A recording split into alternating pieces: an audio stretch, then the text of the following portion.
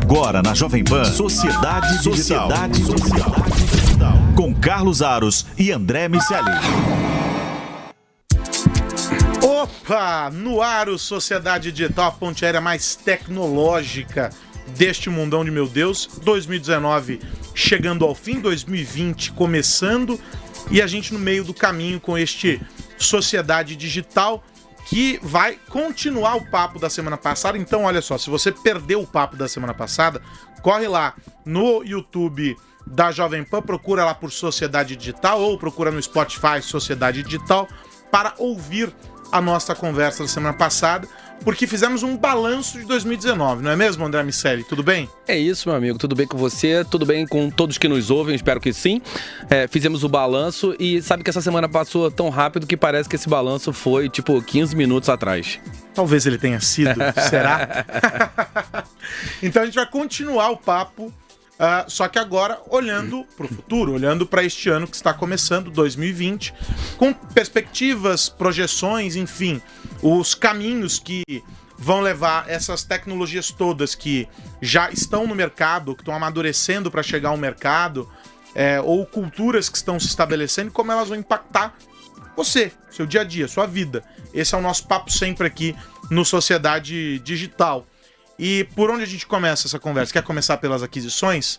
A gente falou um pouquinho sobre as empresas e as aquisições. O que se desenha para 2020 nesse cenário aí, a partir das empresas que foram adquiridas em 2019 pelas gigantes do mundo tech? As 4 grandes aquisições, principalmente em volumes financeiros, foram de Alphabet, dona da Google, Facebook Inc., Microsoft e uma outsider do mercado de tecnologia, mas que é cada vez mais uma empresa interessada no assunto tecnologia, que vê a tecnologia como uma parte fundamental do seu negócio, que é o McDonald's. Então a Alphabet comprando a Fitbit por 1,2 bilhões de dólares, Facebook comprando a Control Labs, a Microsoft comprando a Movery e o McDonald's comprando a Dynamic Yield, que é uma empresa que dá soluções para comércio, automação do processo de venda ali e prosseguimento da substituição de força de trabalho de pessoas por máquinas no que diz respeito à ponta da loja.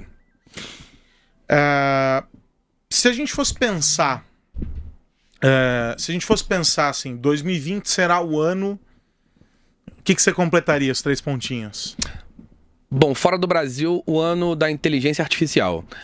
A inteligência artificial nas empresas até agora é aquela história meio sexo no segundo grau, que a gente fala algumas vezes. Todo mundo fala, ninguém faz, quase ninguém faz, e quem faz normalmente não faz direito. Então, sexo no segundo grau, a fase sexo no segundo grau da inteligência artificial está definitivamente acabando. A gente tem assistido um amadurecimento das empresas e dos profissionais na utilização dos números, um amadurecimento das soluções que estão chegando para que as pessoas usem lá na ponta nas empresas e até um aumento na facilidade no uso, na implementação e customização das soluções de inteligência artificial. Então, eu entendo que essa fase realmente está acabando nos Estados Unidos, essa fase de warm-up, vamos dizer assim, onde as empresas estavam se aquecendo, começaram a chamar tudo de inteligência artificial. Agora, até essa nomenclatura vai ser usada com um pouco mais de cautela e um pouco mais de inteligência, querendo ser redundante. Então, lá, acho que o hype vai ser a inteligência artificial. Até esse hype chegar de verdade aqui no Brasil, dá para contar uns 3 aninhos. E aqui no Brasil, eu imaginava que a gente dividiria LGPD e 5G, mas provavelmente o governo vai adiar o leilão do 5G, então a gente vai ter que lidar com o LGPD de uma forma mais madura que a gente trabalhou até então. As empresas se mexeram muito pouco em 2019, ao contrário do que eu imaginava. Eu imaginava que a gente já fosse ver algumas iniciativas um pouco mais maduras, mas ano que vem não tem jeito, a lei vai entrar em vigor. Então, vamos ver essas empresas, as empresas de uma maneira geral, tendo que se adaptar na correria, o que vai tornar tudo mais caro e bom para quem fornece esse tipo de serviço. Eu vou pegar carona nessa tua história aí da inteligência artificial, porque ela traz um movimento reflexo importante que, por enquanto, alguns setores conhecem de forma bem dolorida, outros só pelos livros, que é o da automação e, como consequência dessa automação em algumas frentes, a perda, o desaparecimento de postos de trabalho. Então, à medida em que a gente tem a inteligência artificial sendo aplicada e conseguindo se integrar, né, isso que o André está dizendo, ao core da empresa, né, ao centro de atuação da empresa, a companhia ela se torna capaz de abrir mão de posições humanas nos postos de trabalho para colocar máquinas para fazer aquilo por um preço um custo muito menor, com mais eficiência, vamos dizer assim. Claro. E aí a gente vai começar a ver, ainda de maneira tímida, mas a gente vai começar a ver isso acontecer em algumas posições, talvez de maneira em grande escala, como se projeta já há uns 2-3 anos no Fórum Econômico Mundial. A gente ainda vai demorar um pouco para ver, mas isso vai começar a acontecer.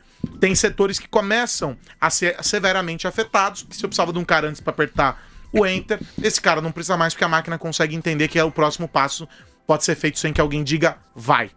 É basicamente isso. E concordo com você aqui no Brasil sobre LGPD. Acho...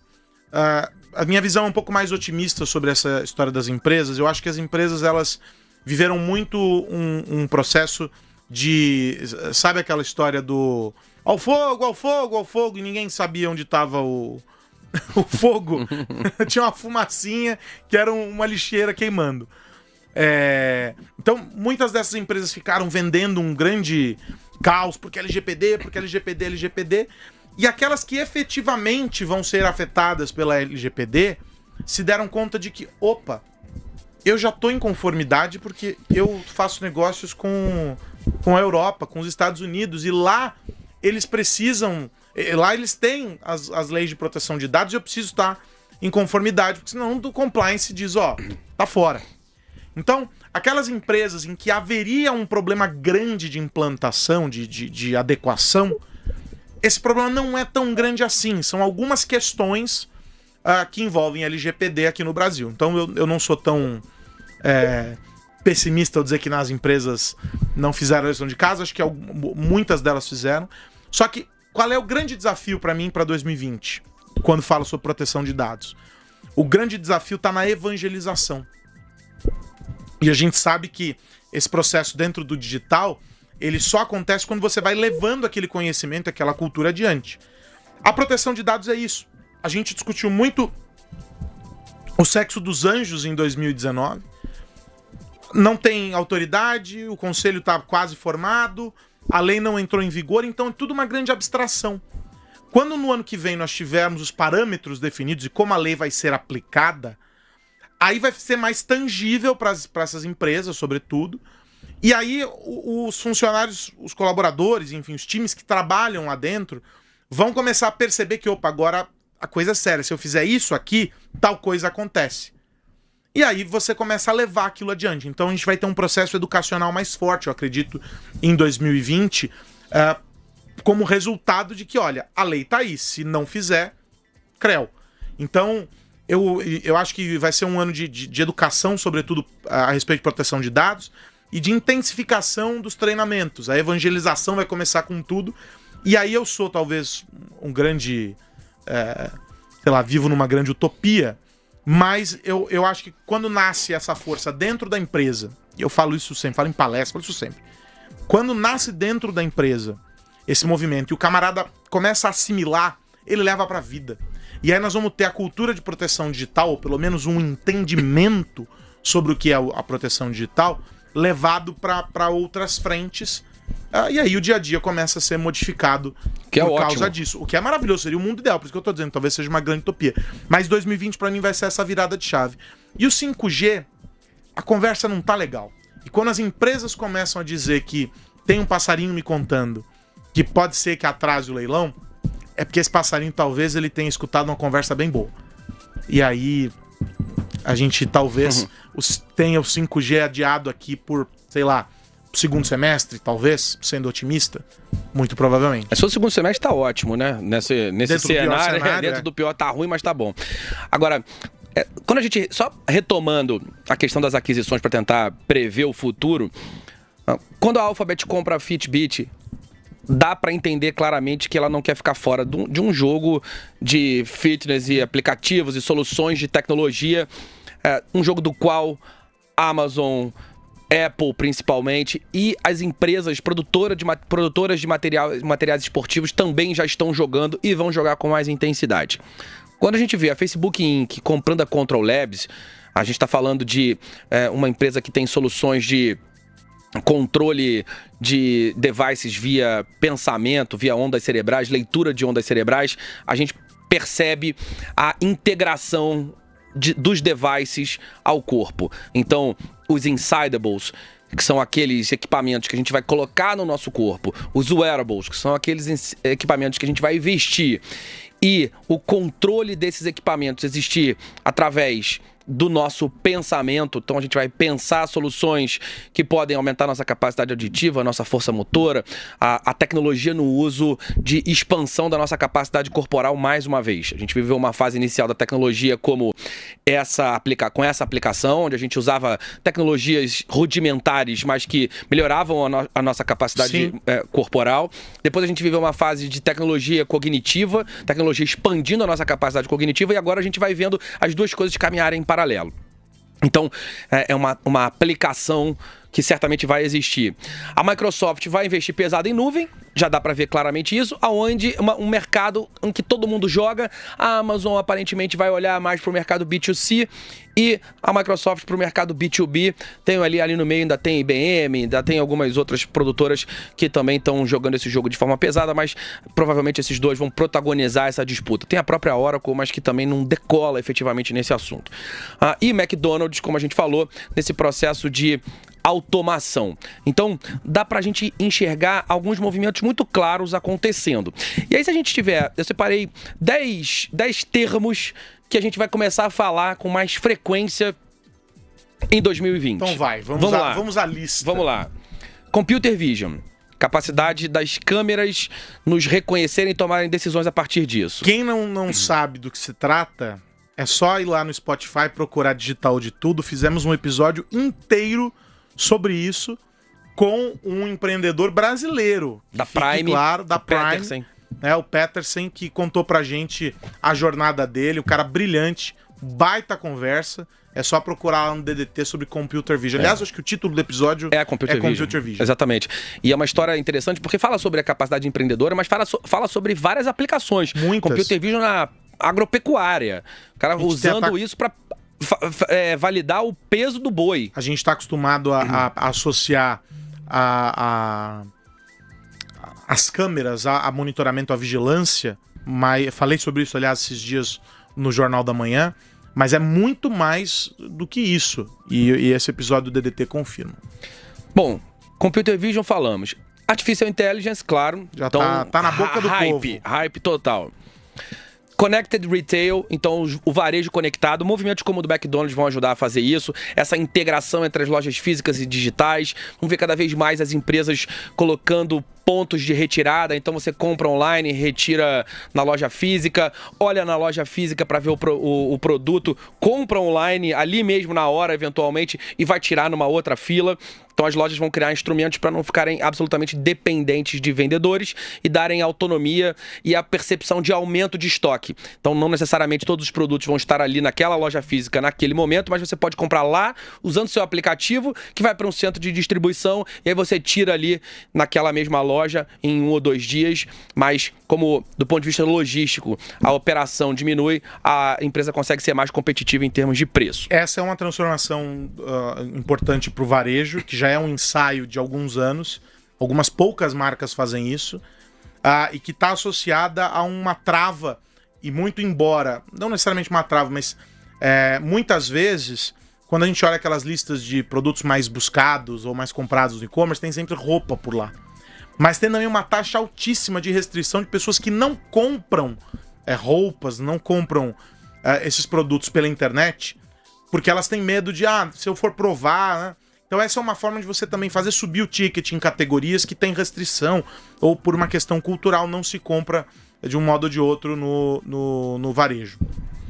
Seguindo, internet das coisas. Internet das coisas a gente já fala, mas ainda fala num ambiente que é mais técnico, mas no fim das contas o que a gente está dizendo é que tudo vai efetivamente estar conectado. Isso tem a ver com o nosso papo do 5G, mas quando a velocidade aumentar através das linhas 5G e principalmente a estabilidade de conexão aumentar, a gente vai ver cada vez mais coisas conectadas, desde a geladeira até a promessa que ainda não se concretizou dos veículos autônomos. Certamente essa estabilidade vai ser fundamental, porque precisa existir uma troca muito frequente de informações entre esses veículos e os servidores, e qualquer delay nesse processo pode significar um acidente. Então a gente precisa, é condição sine qua non para o bom funcionamento de um mercado de veículos autônomos.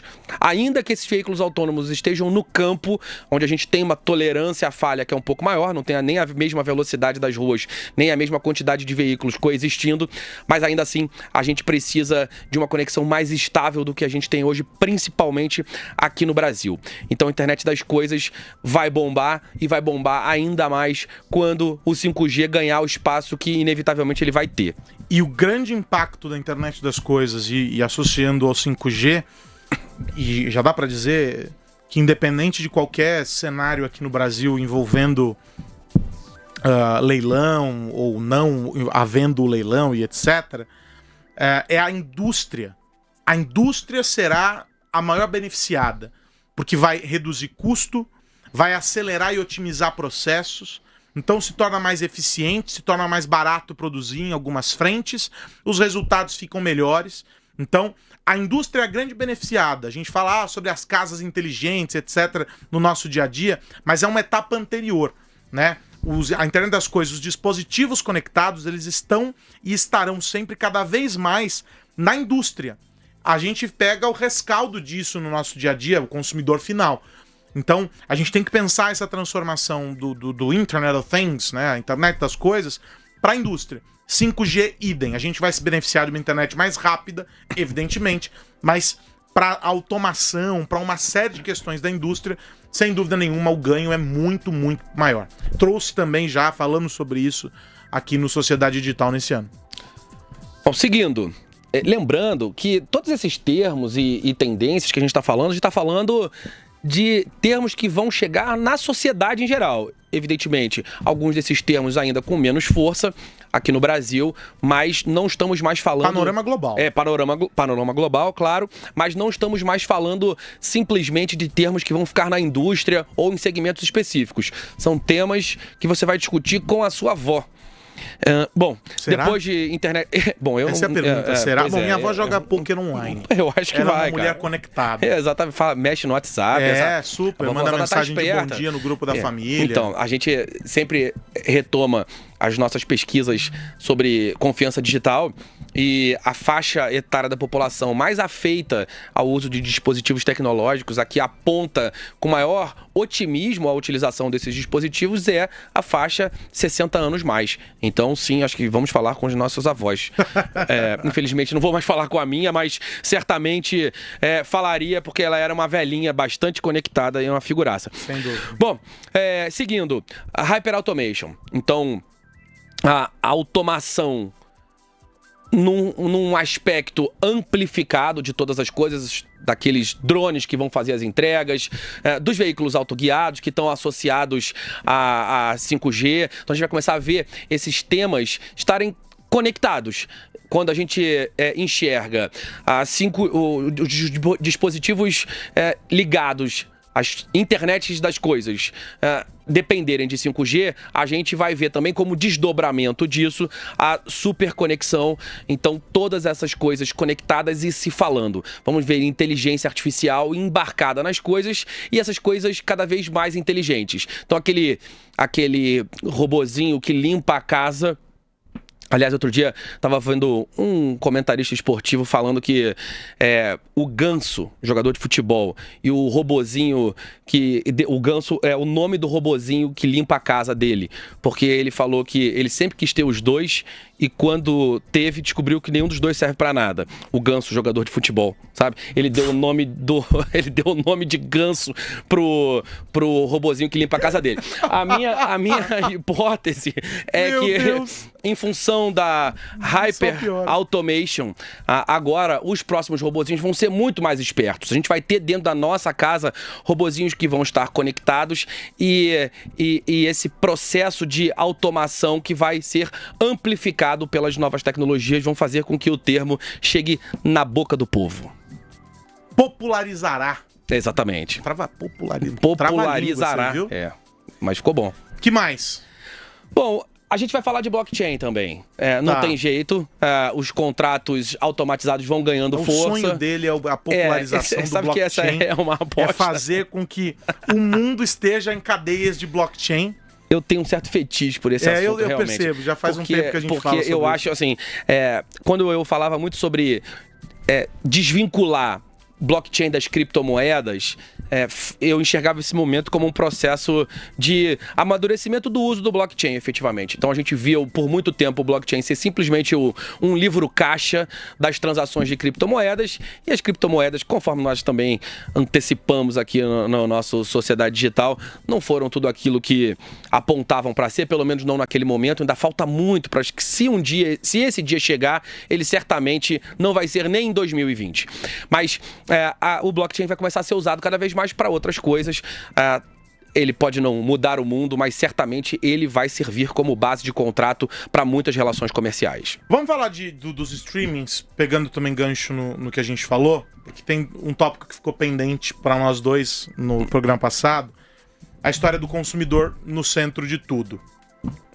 A grande disputa é pela atenção e por um combate bastante vigoroso às TVs, né? A TV a cabo, para ocupar esse espaço. A gente já falou sobre isso, sobre entretenimento e etc. Mas tem dois fatores. Um deles é o custo. As pessoas querem pagar. Elas não se importam por pagar um valor razoável por uma plataforma, desde que o que esteja sendo oferecido ali vale a pena. Ou seja, o cara não quer uma porrada de lixeira para ver uma série que vale a pena. Então, para 2020, eu não vou dizer que é o que vai acontecer, mas para mim é o grande desafio, né, para as plataformas é o seguinte: o novo modelo de negócio que deve ser estabelecido para essas plataformas. Como é que eu vou ganhar dinheiro? Como é que eu mostro pro cara que vale a pena ele contratar o meu serviço e sabendo que no final do mês ele vai ter outros 10 contratados e pode chegar no mesmo valor que ele pagava de TV a cabo? Como é que a gente vai convencer esse cara? E como nós vamos trazer? Vai ser colocando de volta a publicidade que tinha sido retirada, empacotando de outras maneiras, enfim. Eu acho que o grande desafio é o desenvolvimento de modelos de negócio, produtos que vão ser colocados e a customização. O uso de analytics do jeito certo, não como para apontar. O uso de analytics para aplicações que definem o que o cara vai consumir ou não. Eu acho que esse, pra mim, é o grande desafio dos streamings pra 2020. Assim, acho que ele sim é um grande desafio. Sabe, Maquiavel tinha uma frase que várias vezes se aplica à tecnologia, que é a que as coisas precisam mudar para continuar como sempre foram. É mais ou menos isso que eu acho que vai acabar acontecendo. A gente viu uma profusão da oferta de streamings, a gente está vendo conteúdos sendo produzidos de forma que é impossível consumi-los, e aí a reestruturação, a replicação do formato de cauda longa, onde a gente vai ver ali 3% do conteúdo ser responsável por 97% dos acessos, serem responsáveis por 97% dos acessos, e isso vai acabar se desdobrando em poucos acessos em todo o restante da cauda longa. Então, para mim, é inevitável que algo como uma TV a cabo apareça para servir de hub para o consumo. Então, ao invés de você fazer as assinaturas de todos esses provedores, você vai acabar fazendo uma assinatura de alguma coisa ali na frente, um hub, como a assinatura das TVs a cabo hoje em dia, e com a possibilidade de selecionar os seus programas principais. Para mim isso vai acabar acontecendo porque é absolutamente impossível que você pague na quantidade que você vai ter que pagar para ter todos os conteúdos e consumir 5, 10% deles. Essa conta não fecha. E por não fechar, abre espaço para um novo player nesse mercado, e para mim o player é justamente uma TV a cabo a like para o mercado de streaming. Então os caras vão ter que se juntar. Ou alguém vai ter que pagar para eles royalties para distribuir o conteúdo deles, pelo menos parcialmente. Ou seja, é um caminho completamente diferente daquilo que a gente assistiu nesse ano. Exatamente. 2019. Com certeza. Né? A gente viu em 2019 um movimento completamente diferente em que cada um correu para um lado, buscando o seu posicionamento, buscando o seu produto, buscando o seu consumidor, e muitas vezes batendo de frente com o consumidor do outro, e etc. Mas pra mim essa é a minha aposta, né? Não, mas é uma possibilidade. Eu acho realmente que isso vai acabar acontecendo. Sabe que, especificamente no consumo de streaming, falando da lista das buzzwords, que eu acho que vão acabar chegando na boca do povo em 2020, os streamings acabam resolvendo as últimas duas que eu tinha pra falar, que são VUI, que é Voice as User Interface. Então a gente não vai ter mais a necessidade de tocar em telas necessariamente. Cada vez mais a gente vai ver Alexas da vida e vai comandar o consumo de tudo através da voz. E isso vale ressaltar, nós apresentamos nas perspectivas para 2019, no finalzinho de 2018. Falávamos sobre a voz, fizemos um programa em 2018 sobre o fim do celular. E a galera bateu com força. Todo mundo veio pra cima e não sei o quê. E as Alexas, as gloriosas Alexas, as gloriosas Siris, sim, Google Assistants, estão aí para mostrar que a gente estava apontando a direção correta. Claro. E a tendência de que isso se apresente com mais intensidade e que a presença desses assistentes por voz, né, que essas inteligências, se multiplique. Todos os dispositivos, por causa da internet das coisas, uma das palavras que você trouxe aqui, né, dos termos, por causa da internet das coisas, a presença bastante disseminada dessas inteligências. Então, não estranhe se você estiver olhando por aí, alguém sozinho estiver falando com um aparelho, dando um comando XYZ. Você vê que belíssimo álibi para os malucos. Quando o cara estiver falando sozinho e for flagrado, ele pode dizer simplesmente que estava conversando com a sua roupa. Bom, para fechar essa lista, um tema que vai chegar é a computação quântica, pela velocidade e ganho de performance, por tudo que ela traz de novo, que é absolutamente transformador. A computação quântica vai começar a chegar na boca do povo também. A Alphabet já fez um experimento bem sucedido há mais ou menos 2 meses. E em 2020 a gente vai ver novos rounds desses experimentos. E ali, cara, certamente esse é um papo para 2021. A história será reescrita. E a computação quântica, enfim, não temos tempo para entrar no mérito dela. Quem quiser, eu fiz uma reportagem do teste que o Google realizou esse ano, em 2019. Eu fiz uma reportagem, tem lá explicado, enfim, o conceito, o que é a computação quântica, mas o grande risco é o seguinte: quando a computação quântica entrar em vigor, nós vamos ter que rever tudo aquilo que a gente conhece por segurança no mundo digital. Porque uma senha, uma criptografia por meio de um computador quântico pode ser quebrada em segundos. E aí vale lembrar o seguinte, que a segurança também vai ser um grande tema. Então nós vamos ter uma preocupação grande, já estamos assistindo a uma preocupação grande das companhias de segurança para 2020 com notícias falsas, né, o fake news, e vamos ter 2 tópicos que devem nortear aí os cybercriminosos. Um deles é o roubo de credenciais em plataformas de entretenimento. Então, como o streaming e acessos, cadastros estão em alta, esses serviços deverão ser bombardeados, os analistas estão dizendo. E, para fechar, a questão dos bancos. A proliferação de fintechs e whatevers pelo mundo faz com que também você tenha elos mais frágeis nessas cadeias. Então, se era mais difícil atacar o banco, Quando você tem isso muito diluído, fica mais fácil, o usuário deixa de ser o alvo preferencial, você vai onde está o dinheiro mesmo, onde estão as informações, e esse também é um risco grande de cibersegurança para 2020. Você sabe, né, que se o meu fetiche é blockchain, o seu é segurança, sem dúvida nenhuma. O meu é cibersegurança, eu adoro esse tema. Mas eu acho que é muito legal que você traga isso recorrentemente, porque o Brasil está sempre nos 5 países que mais sofrem com esses ataques, e a gente ainda conversa pouco sobre esse assunto. Muito a gente pouco. tem muito pouco esse assunto fora do ambiente de especialistas. Então, quando a gente começa a ver uma população acima de 60 anos muito afeita ao uso de dispositivos tecnológicos, cada vez mais gente entrando. Mais vulnerável. É, né? Meu amigo, o parque de diversões da vagabundagem digital. Eu acho que as pessoas precisam falar sobre 3 temas importantíssimos. Educação digital, segurança digital e proteção de dados. Eles estão todos interligados. Sim. E se a gente não bater muito na tecla sobre esses temas, vai ficar difícil, cada vez mais difícil, viver e conviver no mundo digital. E para 2020 isso não vai mudar. Esta é a minha previsão. É isso. Passamos por vários assuntos, hein? Exatamente. Isso foi recheadíssimo. E acho que vamos errar pouco como de costume. A nossa margem de erro... É arrogante falar isso, mas eu concordo. É 1 para menos e 20 para mais.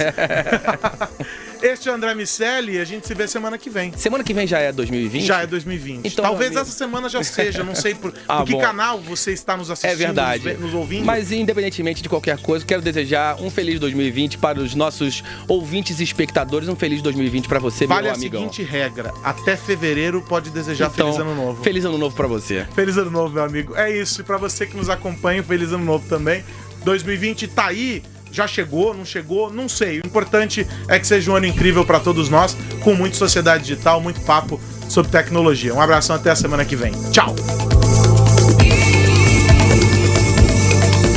Você ouviu Sociedade Digital com Carlos Aros e André Miceli.